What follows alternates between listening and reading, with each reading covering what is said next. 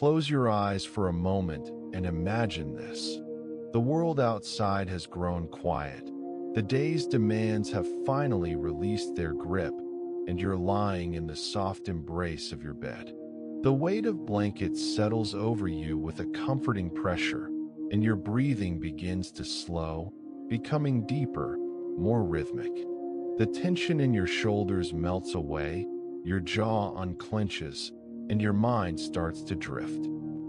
You're standing at the threshold between waking and sleeping, that gossamer-thin boundary where conscious thought begins to dissolve into something stranger, something more fluid. The voices of the day fade to whispers, then to silence.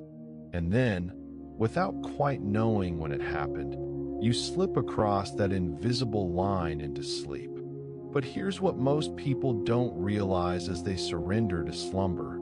Your brain isn't shutting down. It's just beginning one of the most sophisticated, mysterious, and essential processes known to neuroscience. While you drift in apparent stillness, your brain launches into a remarkably active state, orchestrating a complex symphony of activity that will occupy the next several hours.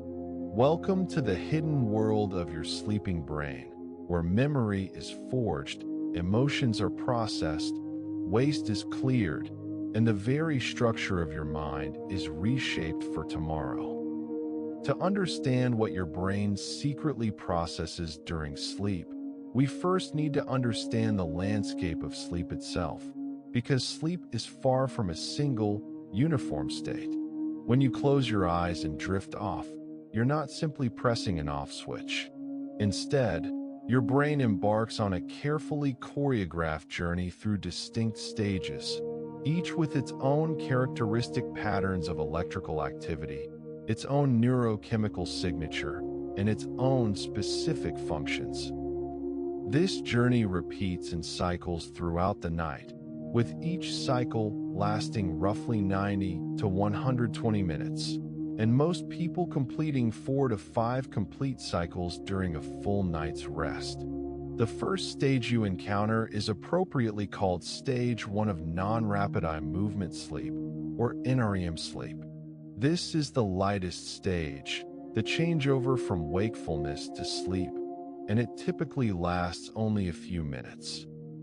During this transition, your eyes may slowly roll beneath closed lids, and your muscles begin to relax, though you might experience sudden muscle contractions called hypnic jerks, those startling sensations of falling that jolt you momentarily back toward consciousness. On an electroencephalogram, or EEG, which measures the electrical activity of your brain, Stage 1 appears as a shift from the quick, irregular waves of wakefulness to slower theta waves. Your brain is still relatively alert during this stage, and you can be awakened easily. External sounds might still drift into your awareness, and your thoughts might maintain a semi-logical quality, even as they begin to take on the loose, associative character that will deepen as sleep progresses. From Stage 1, you descend into Stage 2 NREM sleep, which constitutes roughly 45 to 60% of your total sleep time. This is where sleep truly begins to take hold. Your heart rate slows, your body temperature drops slightly, and your brain produces distinctive patterns on the EEG that have captured the attention of sleep researchers for decades. These patterns include sleep spindles, which are sudden bursts of oscillatory brain activity that appear as spindle-shaped patterns on the EEG, typically lasting half a second to a few seconds and cycling at 12 to 14 times per second. These spindles aren't just curious electrical signatures. They're actively involved in protecting your sleep from disruption by external stimuli, essentially helping your brain ignore sounds and other disturbances that might otherwise wake you. They're also intimately connected to memory consolidation, playing a crucial role in transferring information from temporary storage to more permanent locations in your brain. Alongside sleep spindles, stage 2 also features K-complexes, which are sharp, distinct waves that appear as sudden peaks and valleys on the EEG. These brief events, lasting at least half a second, are thought to suppress cortical arousal and keep you asleep, while also possibly playing a role in memory consolidation and information processing. Then comes stage 3, the deepest level of NREM sleep, also known as slow-wave sleep or deep sleep. This is where your brain produces its most distinctive and important sleep patterns. Large, rolling delta waves dominate the EEG, oscillating at a leisurely 1/2 to 2 cycles per second. These waves are so powerful, so synchronized across vast regions of your brain, that they create those high-amplitude peaks that define this stage. During stage 3, you are profoundly unconscious. It would take significant stimulation to wake you, and if you were awakened, you'd likely experience sleep inertia, that disorienting fog that can last 30 minutes or longer, making you feel confused and mentally sluggish. Your blood pressure drops, your breathing slows and becomes more regular, and your body seems to turn its focus inward toward restoration and repair. Growth hormone is secreted during this stage, facilitating the healing of muscles and tissues. For children and adolescents, this stage is particularly abundant, supporting the rapid growth and development that characterizes these years. The quality and quantity of stage 3 sleep changes across the night in a predictable pattern. During the first sleep cycle, you might spend up to an hour in deep, slow-wave sleep. But as the night progresses and you cycle through subsequent rounds of sleep, the duration of stage 3 gradually decreases. By the time you're in your 4th or 5th cycle, you might skip deep sleep entirely, spending more time in the lighter stages and in the final, most distinctive stage of sleep, rapid eye movement sleep, or REM sleep. REM sleep is where the landscape of your sleeping brain transforms dramatically, named for the quick, darting movements your eyes make behind closed lids. REM sleep brings brain activity that strikingly resembles wakefulness. On an EEG, REM sleep shows a mix of frequencies, with activity that looks much more like the chaotic, desynchronized patterns of an awake, alert brain. Your breathing becomes faster and more irregular. Your heart rate and blood pressure rise toward waking levels. Yet paradoxically, your voluntary muscles become temporarily paralyzed. This paralysis, called REM atonia, is mediated by brainstem structures that actively inhibit motor neurons, preventing you from physically acting out the vivid, often bizarre dreams that characterize this stage. If you're awakened from REM sleep, you're much more likely to recall elaborate, story-like, emotional dreams filled with visual imagery and strange narratives. In contrast, if you're awakened from NREM sleep, you might report dreams, but they tend to be shorter, less vivid, more thought-like than experiential. The proportion of time you spend in REM sleep also changes across the night, but in the opposite direction from slow-wave sleep.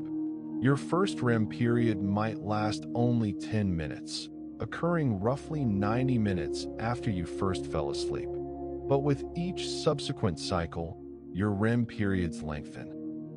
By the final cycle before you wake, you might spend 30 to 60 minutes in REM sleep, experiencing extended periods of dreaming. These stages don't just happen randomly. They're orchestrated by specific structures deep within your brain, working together in an intricate dance of activation and inhibition. The hypothalamus, a small but powerful structure about the size of a peanut, contains groups of nerve cells that act as master controllers of sleep and wakefulness. Within the hypothalamus, the suprachiasmatic nucleus serves as your master clock, receiving direct input from specialized cells in your retinas that detect light. This is how your brain knows whether it's day or night, adjusting your circadian rhythms accordingly. Also within the hypothalamus, the ventrolateral preoptic nucleus produces a neurotransmitter called GABA, which actively promotes sleep by inhibiting wake-promoting regions of the brain.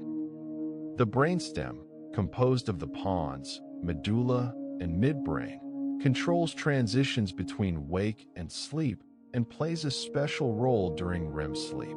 During REM, the pons sends signals that relay to your muscles, creating the temporary paralysis that keeps you from acting out your dreams. If this system fails, as it does in a condition called REM sleep behavior disorder, people will physically enact their dream content, sometimes with dangerous consequences. The thalamus, a structure that acts as a relay station for sensory information, behaves differently depending on your sleep stage. During most of NREM sleep, the thalamus is quiet, essentially gating sensory input and preventing external stimuli from reaching your cerebral cortex. This is why you tune out the external world during deep sleep. But during REM sleep, the thalamus becomes active again, sending the cortex images, sounds, and other sensations that become the raw material of dreams. The basal forebrain, located near the front and bottom of the brain, also promotes both sleep and wakefulness through different populations of neurons. During the day, some neurons release adenosine, a chemical that accumulates while you're awake and makes you feel increasingly sleepy. This is why caffeine, which blocks adenosine receptors, makes you feel more alert. During sleep, different neurons in this region become active, helping to maintain the sleeping state. And then there's the amygdala, that almond-shaped structure buried deep in the temporal lobe, which is crucial for processing emotions. During REM sleep, the amygdala becomes increasingly active, which may explain why dreams are often saturated with emotion, particularly negative emotions like fear, anxiety, and sadness. What's particularly fascinating is how neurotransmitter levels shift across these stages. During wakefulness, your brain maintains high levels of neurotransmitters like norepinephrine, serotonin, and histamine, all of which promote alertness and arousal. As you transition into NREM sleep, levels of these wake-promoting chemicals decrease, while GABA increases, actively suppressing arousal systems. During REM sleep, something remarkable happens. Norepinephrine drops to its lowest levels of the entire 24-hour cycle, even lower than during deep NREM sleep. This drastic reduction in norepinephrine has profound implications for emotional processing, which we'll explore in detail later. Meanwhile, acetylcholine levels, which were low during NREM sleep, surge back to waking levels during REM, contributing to the activated, wake-like quality of brain activity during this stage. This intricate architecture, with its cycling stages and shifting neurochemistry, isn't arbitrary or accidental. Each stage serves specific functions, and your brain needs all of them. Deprive yourself of deep, slow-wave sleep, and you'll wake up feeling unrefreshed even if you slept for many hours. Deprive yourself of REM sleep, and you'll likely experience REM rebound, where your brain tries to make up for lost REM time by entering this stage more quickly and spending more time there. Your brain knows what it needs, even if you don't consciously understand why. Now that we understand the stages your brain moves through during sleep, we can begin to explore what's actually happening during these stages, starting with perhaps the most important and well-studied function, memory consolidation. Every day, you're bombarded with information. You learn new facts, acquire new skills, navigate new places, meet new people, and experience countless events. All of this creates memories, but these initial memories are fragile, unstable, vulnerable to interference and decay. Without consolidation, without a process that stabilizes and strengthens these memory traces, most of what you experience would simply evaporate, leaving barely a trace. Here's where sleep becomes absolutely essential. Research conducted over the past several decades has demonstrated again and again that sleep, particularly the specific stages and patterns within sleep, plays a crucial and perhaps irreplaceable role in transforming fragile, temporary memories into stable, long-term memories that can be retrieved days, weeks, or even years later.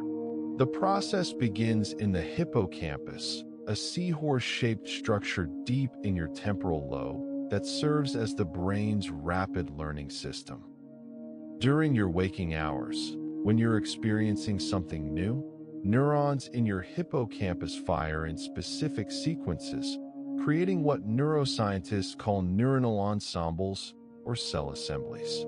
These ensembles represent the memory at a cellular level. If you're learning to navigate a new route through your city, certain hippocampal place cells will fire when you pass specific landmarks. If you're memorizing a list of vocabulary words, different hippocampal neurons will activate in patterns that encode these words. But these hippocampal representations aren't meant to be permanent. The hippocampus has limited capacity, and if it held on to every memory forever, it would quickly become overwhelmed. Instead, the hippocampus serves as temporary storage while your brain works to transfer important memories to the neocortex, the wrinkled outer layer of your brain where long-term memories ultimately reside. This transfer from hippocampus to neocortex happens predominantly during sleep, and the process has been directly observed by researchers who record from neurons in sleeping animals. In groundbreaking studies conducted in the 1990s, researchers found that when a rat explored a new environment during the day, specific sequences of hippocampal neurons would fire. Later, when the rat slept, those exact same neuronal sequences would fire again, but compressed in time, playing back at roughly 10 to 20 times the speed they originally occurred. This phenomenon, called neural replay, happens during both slow-wave sleep and REM sleep, though the characteristics of replay differ between these stages. During slow-wave sleep, replay occurs during brief, intense bursts of high-frequency activity called sharp-wave ripples. These ripples, which oscillate at 140 to 220 cycles per second, arise in the hippocampus and propagate to the neocortex. They're thought to provide a mechanism for the hippocampus to literally teach the neocortex, replaying the patterns of activity that represent a memory and thereby strengthening the connections between neocortical neurons so that they can eventually represent the memory independently. A single night might contain thousands of these ripple events, each potentially contributing to memory consolidation. These sharp-wave ripples don't happen in isolation. They're exquisitely coordinated with other oscillations that characterize slow-wave sleep. Remember those sleep spindles we discussed earlier, those brief bursts of activity cycling at 12 to 14 times per second? Ripples tend to occur during spindles, and both tend to occur during the upward phase of slow oscillations, those massive, rolling delta waves that define deep sleep. This hierarchical nesting, with fast ripples riding on medium-speed spindles riding on slow delta waves, creates windows of opportunity where the conditions are just right for plastic changes in the brain, for the strengthening of synaptic connections that underlie long-term memory. Studies in humans have provided compelling evidence for this process. In experiments where people learn associations between objects and their locations on a computer screen, researchers can later present sounds associated with those objects quietly during sleep, a technique called targeted memory reactivation. When these sounds are played during slow-wave sleep, they cue the brain to reactivate the corresponding memories. EEG recordings show that this reactivation triggers sharp-wave ripples and sleep spindles, and crucially, people who receive these sound cues during sleep show better memory for the object locations the next morning compared to people who didn't receive the cues. The sleeping brain literally rehearses what it learned during the day, and this rehearsal improves memory. But memory consolidation during sleep isn't just about strengthening individual memories. It's also about transformation, about extracting patterns, rules, and general knowledge from specific experiences. When you're learning something new, your initial memories are rich with contextual details. If you're learning to drive, you remember the specific car you practiced in, the particular streets you drove, the weather that day, perhaps even what song was playing on the radio. These are episodic memories, memories tied to specific times and places. But eventually, if consolidation proceeds normally, these episodic details fade, and what remains is procedural knowledge, general knowledge that can be applied flexibly across many different contexts. You learn to drive any car, on any road, in any weather. The specific episodes become less important than the extracted skill. This transformation from episodic to semantic, from specific to general, happens during sleep, particularly during slow-wave sleep. As memories are replayed from hippocampus to cortex, the brain essentially compresses the information, stripping away unnecessary details and retaining the core, reusable elements. Mathematical models suggest that this process benefits from the unique conditions of sleep. The absence of new information coming in from the senses, the reduced levels of acetylcholine, which might otherwise favor the encoding of new memories over the consolidation of existing ones, and the specific patterns of neural activity that facilitate the strengthening of some synaptic connections while weakening others. Different types of memories seem to benefit preferentially from different sleep stages. Declarative memories, memories for facts and events that you can consciously recall and describe, show the strongest dependence on slow-wave sleep. In studies where people are selectively deprived of slow-wave sleep, their ability to recall factual information learned before sleep is significantly impaired, while procedural memories remain relatively intact. Procedural memories, memories for skills and habits, things you know how to do but might struggle to describe in words, seem to benefit more from stage 2 sleep and REM sleep. Learning a new motor sequence, like a piano melody or a series of finger movements, leads to improved performance after sleep, and the amount of improvement correlates with the amount of stage 2 sleep and REM sleep obtained. Recent research has revealed something even more intriguing. The sleeping brain can process and consolidate multiple different memories simultaneously without them interfering with each other. In a remarkable study conducted at Yale, researchers allowed rats to freely explore 15 different spatial contexts over the course of a single day. Later, when the rats slept, recordings from hippocampal neurons revealed that the brain could flicker between time-compressed representations of different experiences within the same replay event. In other words, the brain was processing information about multiple environments in parallel, jumping rapidly between them, achieving a kind of parallel processing that maximizes the efficiency of the limited time available for consolidation. The study also found evidence of a serial position effect, where the first and most recent experiences showed the strongest representation during sleep, similar to how humans tend to remember the first and last items in a list better than items in the middle. This capacity for parallel processing and selective strengthening means your sleeping brain is constantly making choices about what to remember and what to forget. Not all memories are treated equally during consolidation. Memories tagged as emotionally significant, memories judged to be relevant for future use, and memories that fit into existing knowledge frameworks are preferentially strengthened during sleep, while memories deemed unimportant are allowed to fade or are actively weakened. In a sense, sleep is when your brain decides what's worth keeping and what can be discarded, shaping not just what you remember, but who you become. The importance of this consolidation process becomes starkly apparent when sleep is disrupted or insufficient.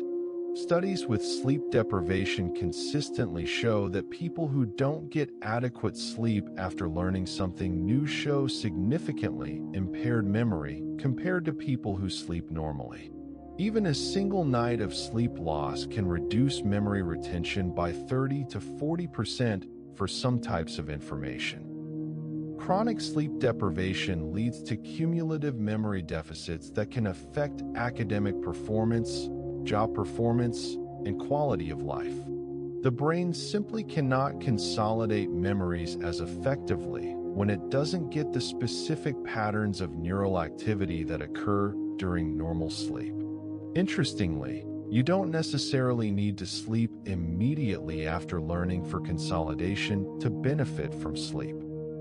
Memories can remain in a fragile state for hours or even days, and sleep occurring within this window still provides benefit. However, the sooner you sleep after learning, the more robust the consolidation tends to be, particularly if that sleep includes substantial slow-wave sleep, which tends to be more abundant in the early part of the night. The consolidation that occurs during sleep also appears to be related to a process called synaptic homeostasis. The basic idea is this. During waking, as you learn and experience new things, synaptic connections throughout your brain are strengthened, neurons become more excitable, and the overall level of neural activity increases. This is necessary for learning and memory formation, but it comes at a cost. Stronger synapses and more active neurons require more energy. They take up more space. And if this process continued unchecked, eventually the brain would become saturated, unable to learn anything new because all the synapses were already maximally strong. Sleep, particularly slow-wave sleep, provides a solution. During the slow oscillations of deep sleep, while some synapses that represent important memories are selectively strengthened, the overall synaptic strength across the brain is renormalized, scaled down in a way that maintains the relative differences between synapses, the signal, while reducing the overall noise. This downscaling frees up resources, reduces energy consumption, and ensures that the brain can continue to learn the next day. Evidence for this synaptic homeostasis hypothesis comes from multiple sources. The amount of slow-wave activity during sleep decreases as the night progresses, consistent with the idea that it reflects the discharge of homeostatic sleep pressure. Measurements of synaptic size and number in animal brains show increases during waking and decreases during sleep. And computational models demonstrate that this kind of homeostatic regulation is necessary for neural networks to avoid saturation and maintain their ability to learn. So while you sleep, while you're blissfully unaware of the world, your brain is engaged in sophisticated information processing. It's replaying experiences, transferring memories from temporary to permanent storage, extracting patterns and rules, selectively strengthening what matters and pruning what doesn't, and renormalizing its synaptic landscape to prepare for another day of learning. Memory consolidation during sleep isn't a passive preservation process. It's active, selective, transformative, and absolutely essential for the formation of lasting memories and the accumulation of knowledge across a lifetime. While memory consolidation has captivated sleep researchers for decades, a revolutionary discovery made in the past decade has revealed another crucial function of sleep, one that operates at a more fundamental cellular level. This is the glymphatic system, your brain's waste clearance mechanism, which becomes dramatically more active during sleep and serves to remove metabolic debris that accumulates during waking hours. To understand why this matters, we need to consider a curious anatomical fact about the brain. Every other organ system in your body has a lymphatic system, a network of vessels that collects excess fluid, waste products, and cellular debris from tissues and returns them to the bloodstream for eventual elimination. The lymphatic system is crucial for maintaining tissue health, clearing out toxins, supporting immune function, and preventing the buildup of substances that could damage cells. But for a long time, neuroscientists believed the brain lacked any lymphatic drainage. The brain was thought to be immunologically privileged, separated from the rest of the body's lymphatic circulation by the blood-brain barrier. So how did the brain clear out its waste? The answer remained elusive until 2012, when researchers led by Maiken Nedergaard made a stunning discovery. Using sophisticated imaging techniques in mice, they identified a previously unknown system of fluid flow through the brain, a system that uses the space around blood vessels as highways for cerebrospinal fluid to flow through brain tissue, mix with interstitial fluid, and carry away waste products. Because this system depends on glial cells, particularly astrocytes, and because it serves functions analogous to the lymphatic system, Nedergaard termed it the glymphatic system, a portmanteau of glial and lymphatic. Here's how it works. Cerebrospinal fluid, the clear fluid that surrounds and cushions your brain and spinal cord, isn't just a passive shock absorber. It's produced continuously by specialized tissues called the choroid plexus within the brain's ventricles. This freshly made cerebrospinal fluid enters the brain along specific pathways that run alongside arteries, flowing through spaces called perivascular spaces or Furka-Robin spaces. These spaces are formed by the foot-like processes of astrocytes, star-shaped glial cells that wrap around blood vessels. Crucially, these astrocyte feet are studded with water channels called aquaporin 4 or AQP4. These channels facilitate the rapid movement of cerebrospinal fluid from the perivascular space into the brain's interstitial space, the fluid-filled gaps between neurons. Once in the interstitial space, the cerebrospinal fluid mixes with interstitial fluid that bathes all the brain's cells. During this mixing, the cerebrospinal fluid picks up waste products that neurons and other brain cells have released into the interstitial space. These waste products include metabolic byproducts like lactate, proteins that need to be cleared, and crucially, potentially toxic substances like beta-amyloid and tau, proteins whose accumulation is associated with Alzheimer's disease. After collecting this waste, the fluid moves toward veins, flowing along perivenous spaces that provide drainage channels. From there, the waste-laden fluid exits the brain through several pathways. Some drains to the meningeal lymphatic vessels, a system that was only definitively identified in 2015, and that provides a connection between the brain and the peripheral lymphatic system. Other drainage occurs through routes along cranial nerves or through arachnoid granulations, structures where cerebrospinal fluid filters back into the bloodstream.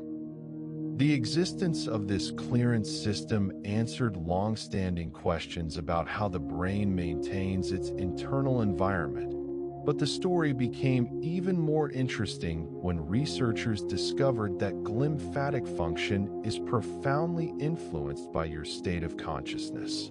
In a landmark study published in 2013, Nedergaard's team used fluorescent tracers to measure the movement of fluid through the brains of mice during wakefulness and sleep. They found something remarkable. During sleep, the influx of cerebrospinal fluid into the brain increased by roughly 95% compared to wakefulness, and the clearance of beta-amyloid, measured by how quickly the protein was removed from brain tissue, was twice as fast during sleep. Sleep wasn't just slightly better for waste clearance. It was dramatically, qualitatively better. Why does sleep enhance glymphatic function so much? Several mechanisms appear to be at work. First, the interstitial space, the gaps between brain cells, expands during sleep by approximately 60%. This expansion reduces resistance to fluid flow, allowing cerebrospinal fluid to move more easily through the brain tissue. The expansion is likely driven by changes in the volume and shape of cells, particularly neurons and astrocytes, which swell during waking and shrink during sleep. Second, the level of norepinephrine, that neurotransmitter that promotes arousal and alertness, drops dramatically during sleep, especially during deep, slow-wave sleep. Norepinephrine doesn't just affect arousal. It also influences the size of cells and the production of cerebrospinal fluid. The reduction in norepinephrine during sleep causes relaxation of glymphatic vessels, reduces resistance to fluid flow, and increases cerebrospinal fluid production by the choroid plexus. All of these changes conspire to enhance the influx and circulation of cerebrospinal fluid through the brain. Third, the rhythmic pulsations associated with slow-wave sleep, those large, synchronized oscillations in brain activity, may physically drive fluid movement. During the peaks of these slow oscillations, there are corresponding changes in blood vessel diameter, in tissue pressure, and in fluid dynamics that propel cerebrospinal fluid along its pathway through the brain. Think of slow waves as a gentle pump, squeezing and releasing, helping to push fluid through the intricate channels of the glymphatic system. The functional importance of this waste clearance becomes apparent when you consider what happens when it fails. Beta-amyloid and tau, two proteins that the glymphatic system normally clears, are the primary components of the plaques and tangles that characterize Alzheimer's disease. If these proteins aren't efficiently removed, they accumulate in brain tissue, where they can trigger inflammatory responses, disrupt neuronal function, and eventually lead to cell death and cognitive decline. Studies have found that people with sleep disorders, people who chronically don't get enough slow-wave sleep, and people whose glymphatic function is impaired due to aging or other factors show higher levels of beta amyloid accumulation in their brains. This accumulation is detectable years before the onset of Alzheimer's symptoms, raising the tantalizing possibility that improving sleep and glymphatic function might help prevent or delay neurodegenerative disease. Indeed, poor sleep has been identified as a significant risk factor for Alzheimer's disease in numerous longitudinal studies.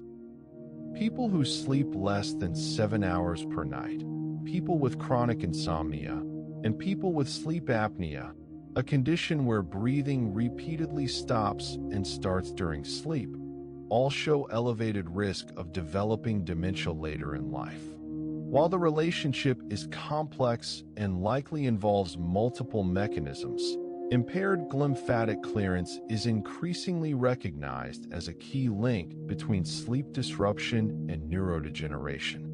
The glymphatic system doesn't just clear beta amyloid and tau. It removes a whole host of metabolic waste products, including proteins, nucleic acids, and other cellular debris. During waking, as neurons fire and carry out their functions, they generate these waste products as byproducts of energy metabolism. If these byproducts accumulate, they can interfere with cellular function, increase oxidative stress, and contribute to inflammation. Sleep provides the time and the physiological conditions for effective removal of this debris, essentially cleaning the brain so it's ready for another day of activity. Research conducted in humans has begun to confirm that the glymphatic system exists and functions in much the same way as it does in animal models.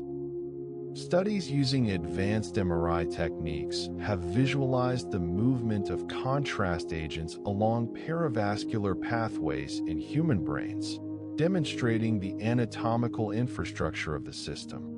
Other studies have found that markers of glymphatic function, such as enlargement of perivascular spaces visible on brain scans, correlate with sleep quality, with people who sleep poorly showing signs of impaired glymphatic clearance. In 2024, a groundbreaking study used real-time imaging in neurosurgical patients to definitively show the waste clearance pathways in the human brain, providing the most direct evidence, yet that the glymphatic system operates in humans much as theory predicts. The glymphatic system also appears to be influenced by body position. Studies in rodents have found that glymphatic clearance is most efficient when animals sleep in a lateral position, lying on their side, compared to sleeping on their back or stomach. This positional effect might relate to how gravity and tissue compression affect fluid flow through the brain. Whether the same positional effects occur in humans remains an area of active investigation, but preliminary evidence suggests that sleeping position might indeed influence clearance efficiency. Age affects glymphatic function as well. As we get older, several changes conspire to reduce the efficiency of this clearance system. The expression and polarization of aquaporin for channels on astrocytes decreases with age, reducing the capacity for rapid fluid exchange. The pulsatility of arteries decreases, reducing the driving force that propels fluid through the system. And older adults often experience changes in sleep architecture, including reductions in slow-wave sleep, which diminishes the sleep-related enhancement of glymphatic function. These age-related changes may contribute to the increased vulnerability to neurodegenerative diseases seen in older populations. Lifestyle factors can influence glymphatic function. Exercise has been shown to increase glymphatic clearance, possibly by enhancing cardiovascular pulsatility, promoting slow-wave sleep, or directly affecting the expression of aquaporin for channels. Hydration status matters as well. since cerebrospinal fluid production and flow depend on adequate fluid balance. Even moderate alcohol consumption, while it might help you fall asleep faster, disrupts sleep architecture and reduces slow-wave sleep, thereby impairing glymphatic clearance. So while you sleep, while your conscious mind is elsewhere, your brain is being bathed in waves of cerebrospinal fluid that sweep through the tissue, collecting the day's metabolic waste and carrying it away. This cleaning process is essential for maintaining the health of your neurons, for preventing the accumulation of toxic proteins, and for ensuring that your brain can function optimally when you wake. The glymphatic system reveals that sleep isn't just about memory, learning, or rest. It's about fundamental cellular maintenance, about keeping the intricate machinery of the brain clean and functional across a lifetime. If memory consolidation and waste clearance were the only functions of sleep, that would be remarkable enough. But there's another dimension to what happens in your sleeping brain, one that's perhaps more mysterious and certainly more evocative: the processing of emotions and the generation of dreams.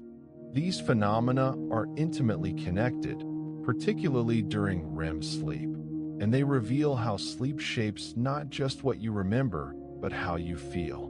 Let's start with emotions. During waking hours, you encounter countless emotional experiences. Some are positive, moments of joy, love, accomplishment, connection. Others are negative, stress, fear, sadness, frustration, anxiety. Some of these emotions arise from external events, while others bubble up from internal sources. All of these emotional experiences need to be processed, integrated into your ongoing understanding of yourself and the world, and, when appropriate, their emotional charge needs to be attenuated so they don't continue to disturb you indefinitely. Research has increasingly shown that sleep, particularly REM sleep, plays a crucial role in emotional processing. The evidence comes from multiple lines of investigation. Studies have found that sleep deprivation impairs emotional regulation, making people more reactive to negative stimuli and less able to appropriately modulate their responses. When researchers at the University of California, Berkeley, scanned the brains of people who had been deprived of sleep for a single night, they found something striking. The amygdala, that almond-shaped structure deep in the brain that processes emotional responses, showed a 60% amplification in its reactivity to negative emotional images compared to when those same people were well-rested. Even more revealing, the connection between the amygdala and the medial prefrontal cortex, the region that normally exerts top-down control to regulate emotional responses, was significantly weakened. Without sleep, the brake on emotional reactivity was failing. This finding has been replicated numerous times using different methods and populations. Studies with children have shown that missing even an afternoon nap can lead to dysregulation of both positive and negative emotional expression. Research with adolescents has demonstrated that sleep restriction makes them less able to use adaptive emotion regulation strategies like cognitive reappraisal, where you reinterpret a situation to change its emotional impact. In one study, researchers measured brain activity while sleep-deprived people tried to regulate their emotional responses to negative pictures.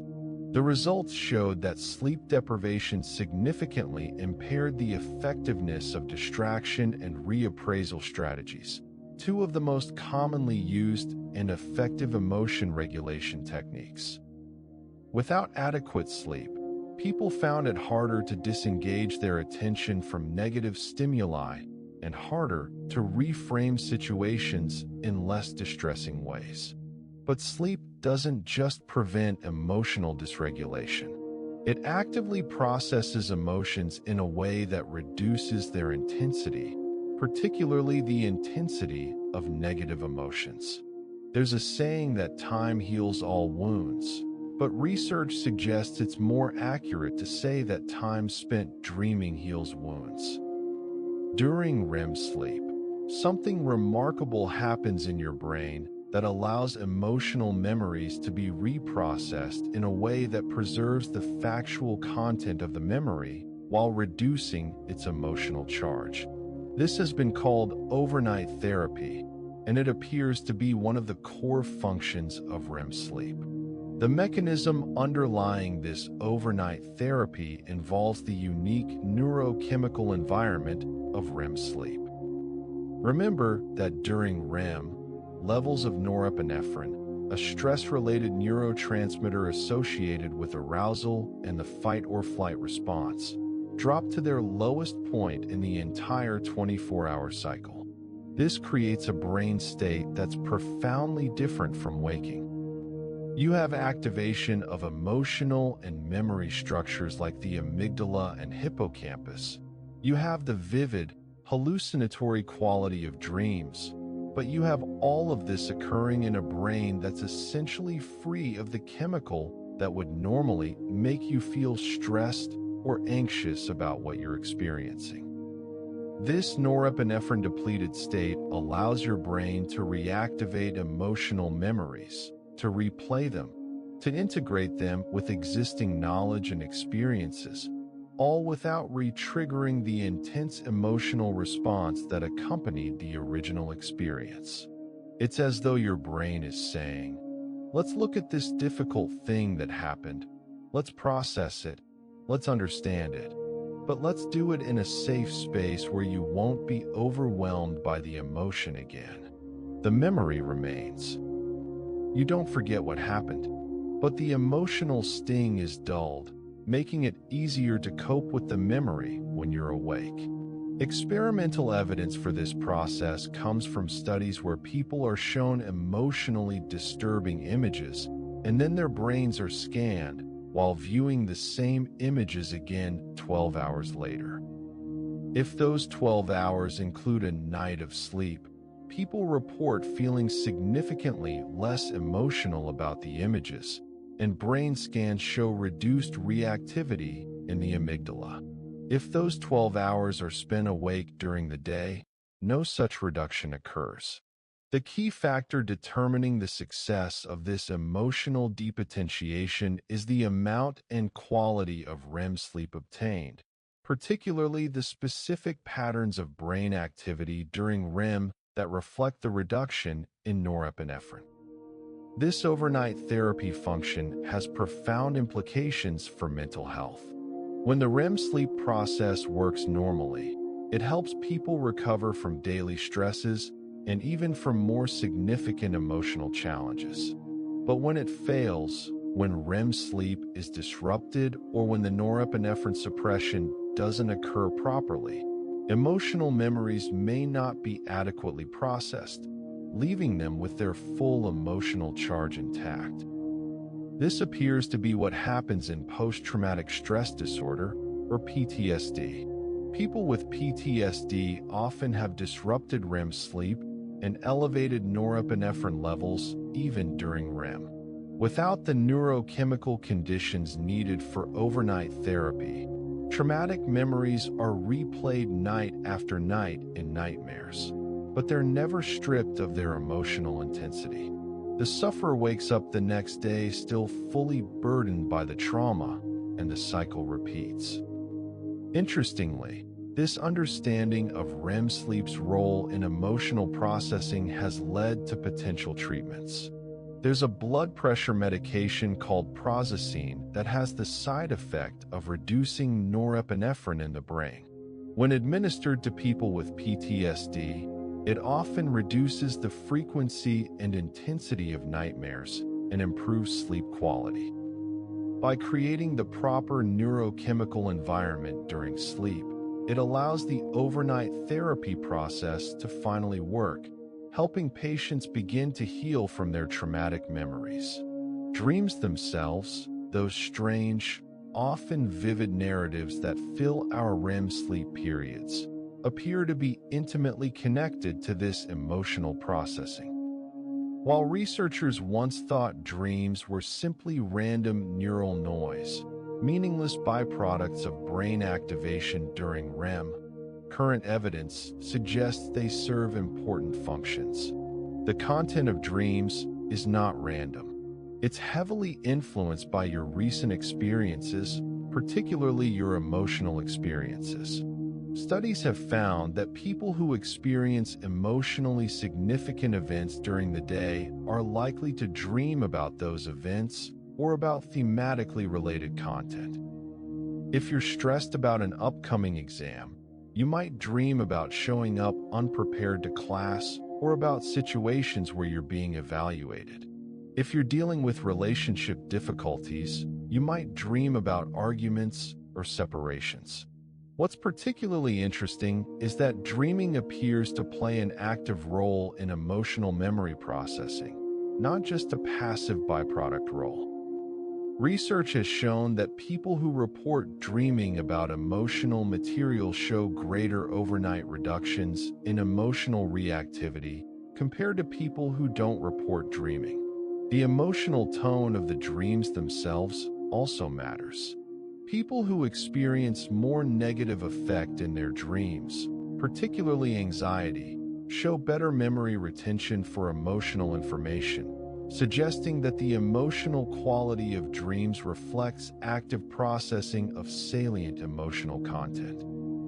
It's as though the brain uses the dream narrative as a way to work through emotional material, trying out different scenarios, exploring connections between current concerns and past experiences, and gradually integrating new emotional experiences into your broader understanding of yourself and the world. Pioneer researchers like Rosalind Cartwright conducted groundbreaking work showing that dream content can actually predict recovery from emotional trauma. In studies of people going through divorce, those whose dreams showed progression, where the dreamer had an active role and where dream mood improved over time, were more likely to show clinical improvement months later. Those whose dreams remained static, with the dreamer as a passive victim, were more likely to develop depression. The dreams weren't just reflecting emotional state. They were part of the process of emotional recovery.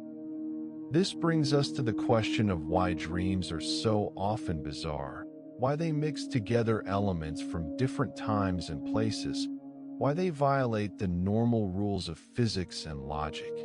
One influential theory suggests that this creative, associative quality of dreams serves an important function. It allows your brain to find connections between new emotional experiences and older memories, to see patterns and relationships that might not be obvious during logical, waking thought. By temporarily relaxing the constraints of reality, by allowing impossible juxtapositions and transformations, dreams may facilitate the kind of flexible, creative thinking that helps you integrate new experiences into existing knowledge and find novel solutions to emotional challenges. Dreams may also serve a threat simulation function, a kind of rehearsal for dealing with dangers and challenges. Notice that dreams are often more negative than positive, that they frequently involve anxiety-provoking situations like being chased, falling, failing at important tasks, or losing something valuable. From an evolutionary perspective, this makes sense. A brain that spends its offline time rehearsing responses to threats and challenges would be better prepared to handle real threats when they arise. Dreams provide a safe space to practice emotional and behavioral responses without real-world consequences, potentially making you more resilient and better prepared for whatever life throws at you. The relationship between sleep, dreams, and emotional processing also helps explain why mood disorders like depression and anxiety are so often accompanied by sleep disturbances. Depression is associated with changes in REM sleep architecture, including earlier onset of the first REM period, longer REM periods, and more rapid eye movements during REM. These changes might reflect an attempt by the brain to process the excessive negative effect associated with depression, but they might also contribute to the maintenance of the disorder if the processing isn't effective. It's a complex bidirectional relationship where emotional difficulties disrupt sleep and disrupted sleep worsens emotional difficulties. For people dealing with everyday stress and emotional challenges, the message is clear. Adequate sleep, particularly adequate REM sleep, is essential for emotional well-being. When you shortchange your sleep, you're not just making yourself tired. You're interfering with a fundamental process that your brain needs to maintain emotional balance.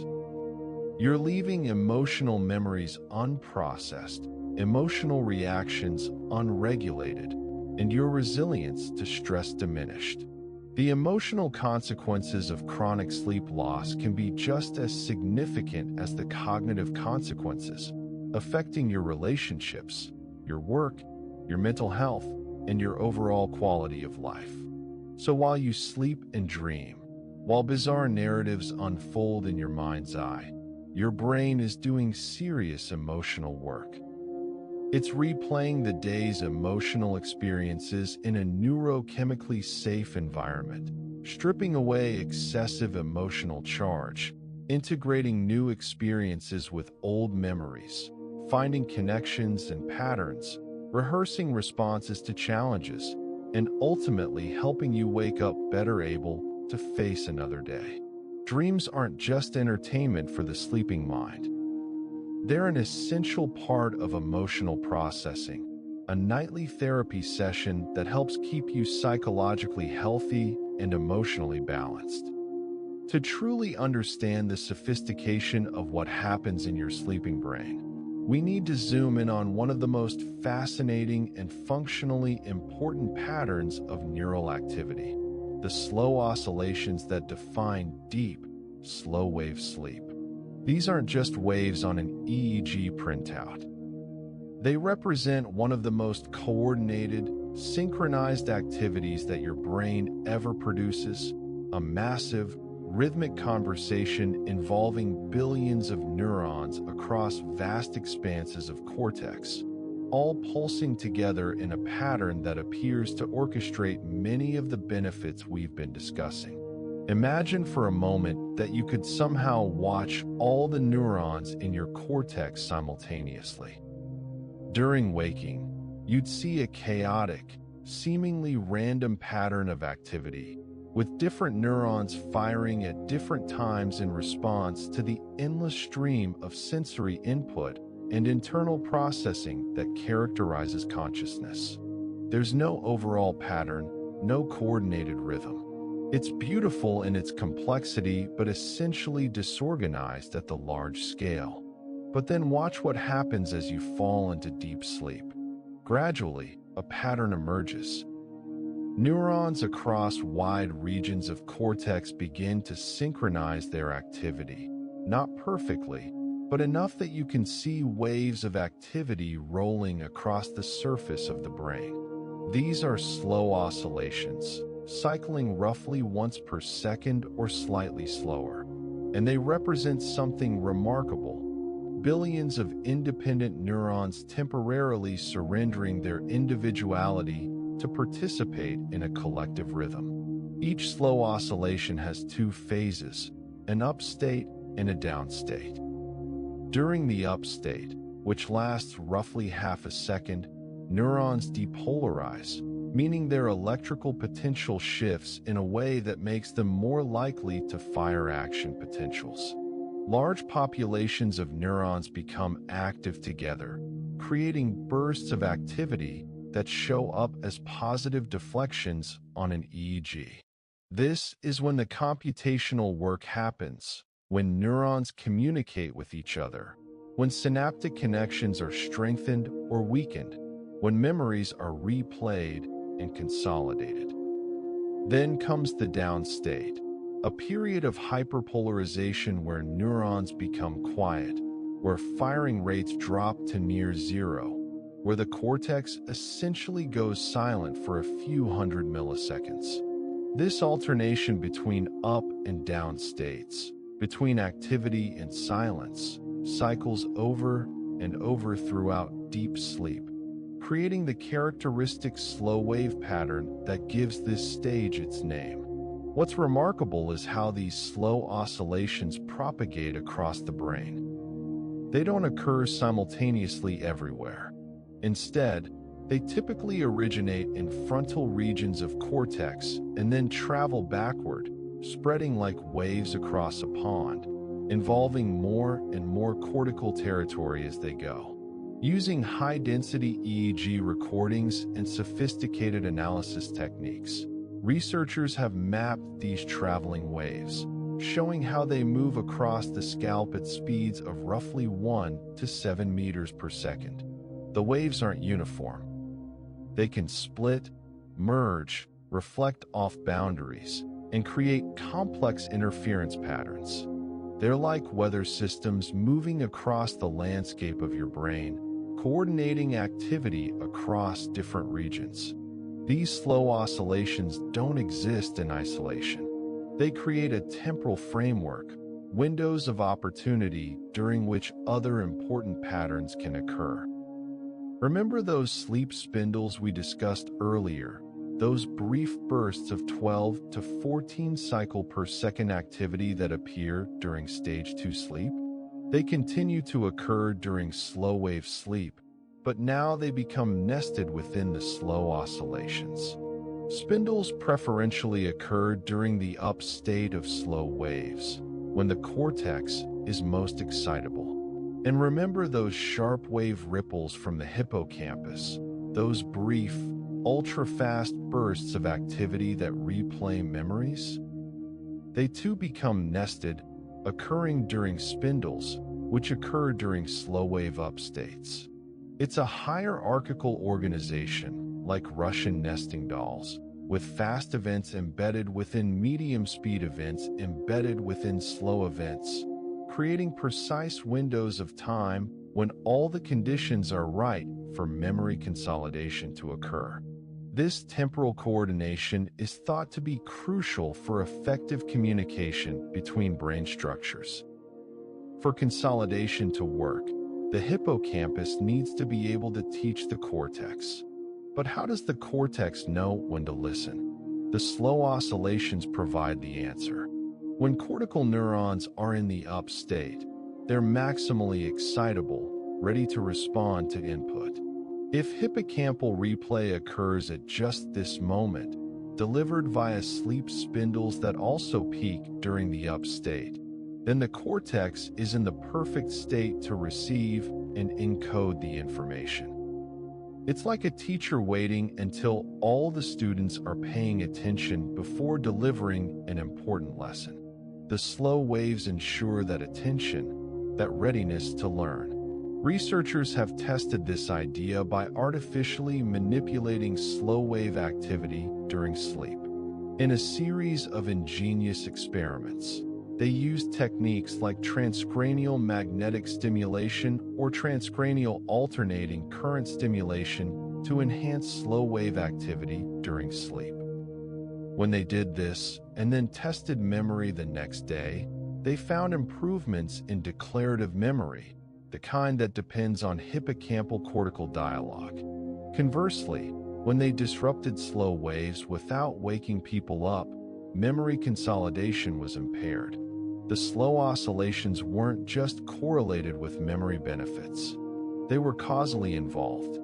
The generation of slow oscillations appears to depend on the intrinsic properties of cortical neurons and the local networks they form. Individual neurons have the ability to enter depolarized up states and hyperpolarized down states based on their own membrane properties and the balance of excitatory and inhibitory inputs they receive. When you're awake, The constant barrage of sensory input and the high levels of wake-promoting neuromodulators like acetylcholine prevent this stability from emerging. Neurons are kept in a state of tonic, irregular activity. But as you fall asleep and acetylcholine levels drop, the stability can manifest. Neurons begin to oscillate between up and down states. And because cortical neurons are densely interconnected, this oscillation spreads through local networks and eventually across wide regions of cortex. The thalamus, that relay station deep in your brain, also plays a role in generating and propagating slow oscillations. The thalamus has its own oscillatory dynamics during sleep, and it's bidirectionally connected with the cortex in complex loops. Activity can flow from cortex to thalamus and back to cortex, creating reverberating circuits that help sustain and coordinate the slow oscillations. Some models suggest that the thalamus acts like a pacemaker or amplifier, helping to synchronize cortical regions that might otherwise oscillate at slightly different frequencies or phases. The amplitude and prevalence of slow waves aren't constant throughout the night. They're highest at the beginning of the night, during the first cycle of sleep, when sleep pressure is greatest. As the night progresses and you cycle through multiple rounds of sleep, slow wave activity gradually decreases. This declining pattern is thought to reflect the discharge of homeostatic sleep pressure, the accumulation of sleep need that builds up while you're awake. The need for deep sleep is greatest after a long day of waking activity, and that need is progressively satisfied across the night as slow waves do their work. Interestingly, slow wave activity isn't uniformly distributed across the brain. It tends to be stronger in cortical regions that were most active during the preceding day. This phenomenon, called local sleep or use-dependent sleep, suggests that slow waves may be responding to local needs for synaptic downscaling and memory consolidation. Brain regions that worked hardest during the day, that underwent the most learning and synaptic strengthening, show the most intense slow-wave activity during subsequent sleep. It's as though each region of cortex has its own sleep need that must be satisfied independently. This local aspect of sleep has interesting implications. It might explain why you can sometimes function relatively well on limited sleep if you're only using certain parts of your brain, while performance tanks if you need to use all your cognitive resources. It might also help explain the phenomenon of microsleeps, those brief moments where part of your brain seems to go offline even though you're ostensibly awake. If some cortical regions have accumulated enough sleep pressure, they might begin to show slow wave-like activity even while you're trying to stay alert, creating those dangerous lapses in attention that plague sleep-deprived individuals. The slow oscillations of sleep also appear to play a role in neural plasticity beyond memory consolidation. During the down state, when neurons are hyperpolarized and silent, certain cellular processes can occur that wouldn't be possible during waking activity. For example, the down state may allow for the removal of weak synaptic connections, the pruning away of unnecessary neural pathways that would otherwise clutter the network. It may also allow for protein synthesis and the structural remodeling of dendritic spines, the tiny protrusions on neurons where most synapses form. These restorative processes require periods of low activity, and slow-wave sleep provides those periods on a massive, brain-wide scale. Research with animals has shown that the pattern of slow oscillations can be influenced by prior experience and can influence subsequent brain function in surprisingly specific ways. For instance, if an animal learns a new motor skill that depends on a particular area of motor cortex, that area will show enhanced slow-wave activity during subsequent sleep. And if researchers then disrupt slow waves specifically in that area, the animal's memory for the motor skill will be impaired, even though slow waves in other regions remained intact. This demonstrates that slow waves aren't just a global, non-specific phenomenon. They can be regionally targeted to support the consolidation of specific skills and memories. There's also evidence that slow oscillations may facilitate communication between hemispheres. The human brain is divided into left and right hemispheres that are connected by the corpus callosum, a thick bundle of nerve fibers. During waking, the two hemispheres often process information somewhat independently, specializing in different functions. But during slow-wave sleep, oscillations tend to be synchronized across hemispheres, potentially allowing for information integration and coordination that supports more holistic memory storage and cognitive function. This cross-hemispheric synchronization might help explain why people often report that problems seem more manageable in the morning, after sleep has allowed for a more integrated perspective on challenges that seemed overwhelming the day before. The sophistication of slow-wave sleep extends to its interaction with other physiological rhythms. Slow waves don't occur in isolation from the rest of the body. They're coordinated with respiration, with heart rate variability, with hormonal secretions, and with autonomic nervous system activity. There appears to be a complex dance between brain and body during deep sleep, with slow oscillations both influencing and being influenced by peripheral physiological states. For example, during slow-wave sleep, growth hormone secretion peaks, immune function is enhanced, and metabolic processes shift toward anabolism, the building up of tissues rather than their breakdown. These systemic changes may depend on signals sent from the brain to the body during slow waves, and they may in turn feed back to influence brain activity, creating a coordinated whole-body state optimized for restoration and consolidation. As we age, slow-wave sleep declines in both quantity and quality. Older adults spend less time in deep sleep, and the slow oscillations that do occur tend to have lower amplitude and be less synchronized across brain regions. This age-related decline may contribute to the memory difficulties and the increased vulnerability to neurodegenerative disease seen in older populations. The reduced slow-wave activity means less effective memory consolidation, less efficient glymphatic clearance, and less comprehensive synaptic homeostasis. Researchers are now exploring whether interventions to enhance slow-wave sleep in older adults could improve cognitive function and potentially slow age-related cognitive decline. So those slow, rolling waves that characterize deep sleep are far more than just a distinctive pattern on an EEG. They represent a coordinated, brain-wide state that orchestrates memory consolidation, enables communication between brain structures, facilitates synaptic plasticity, coordinates with body-wide restorative processes, and provides the temporal framework within which many of the benefits of sleep unfold.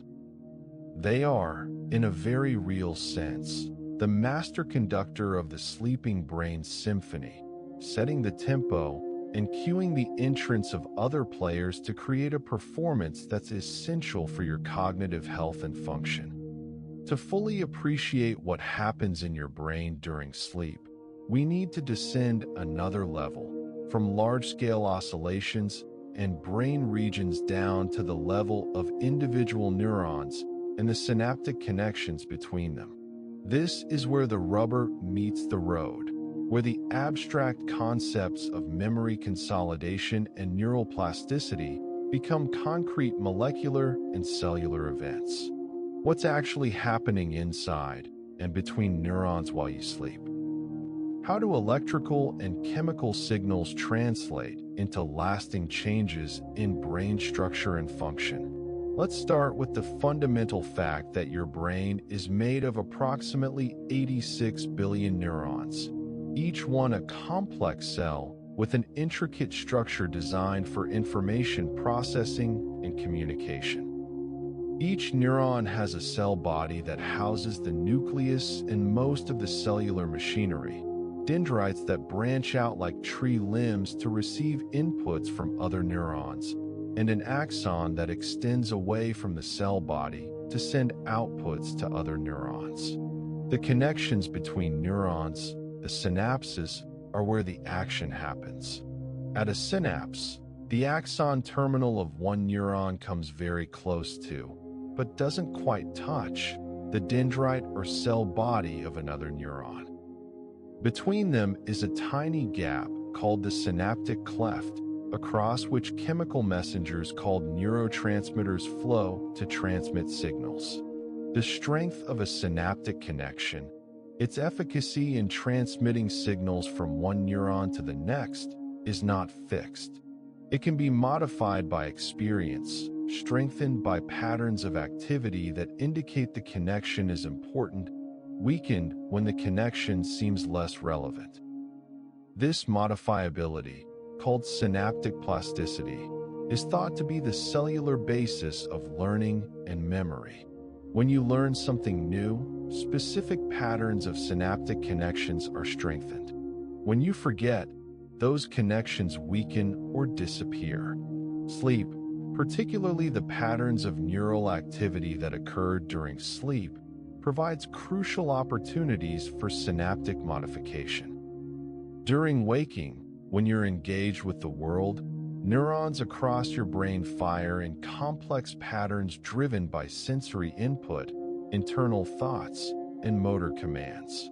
If you're learning something, say memorizing a list of words or practicing a new skill, specific groups of neurons fire together repeatedly in patterns that represent that information.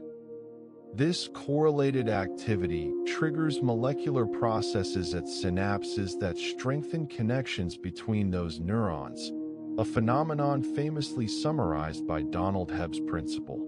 Cells that fire together wire together. The strengthening occurs through multiple mechanisms.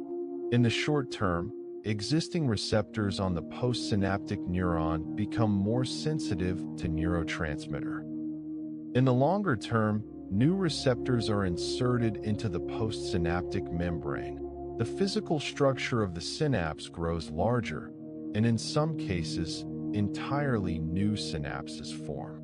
All of this requires energy, requires resources, and leads to an overall increase in synaptic strength across the networks involved in learning. But here's the problem. If synaptic strengthening continued unchecked, if every new experience led only to stronger synapses with no counterbalancing weakening, the brain would quickly become saturated.